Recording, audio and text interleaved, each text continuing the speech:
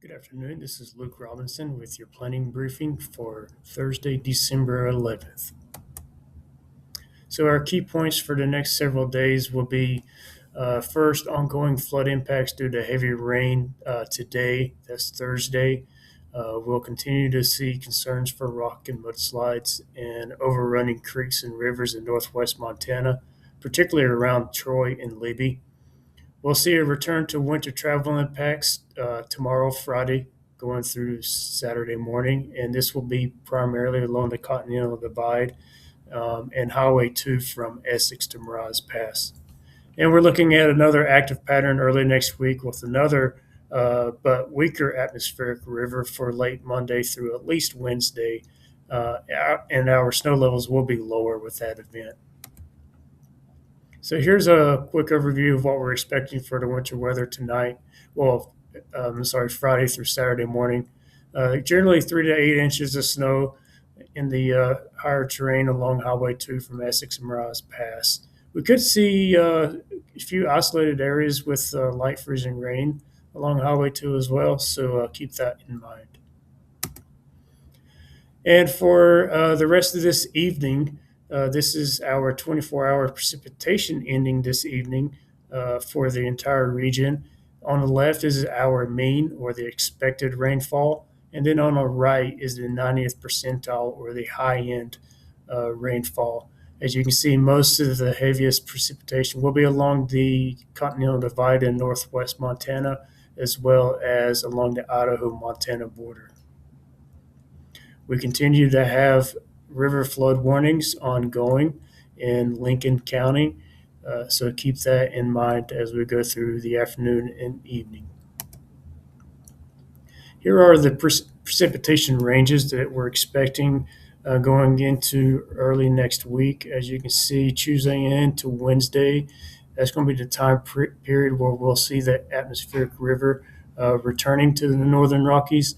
And again, we will see some lower snow levels with this event. The snowfall ranges you can see from Miraz Pass for Friday and Saturday, generally 3 to 4, maybe 5 inches of snow. And then once we get into Tuesday into Wednesday with those lowering snow levels, we will see more locations seeing some winter impacts.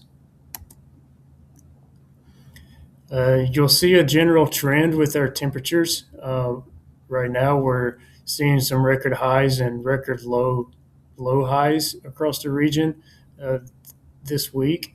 And then as we get into early next week, we'll generally start to see a general trend in lower temperatures as well as snow levels. And I wanted to highlight those cooler temperatures as we get into early to mid next week. You can pause this video and look at locations closer to where you are. We're also going to see another increase in southwesterly wind as the atmospheric river moves in. So again, we're going to see some locations with wind gusts 20 to 40 miles per hour. Wouldn't be surprised if we'll see some isolated 50 to 60 miles per hour, especially in the higher terrain. And so we did see some near record precipitation with this atmospheric river. Two locations to point out: Bear Mountain Snowtail, third wettest 24-hour period on record. The record was set in 2006, and you can see it's the sixth wettest all-time 6 day, and then the record actually going back to 2006. And Poorman Creek Snowtail, also in Idaho, third wettest 24-hour period. Again, the wettest period being that atmospheric river in 2006, and the second wettest 6 day period in a year. And again, the record is 2006.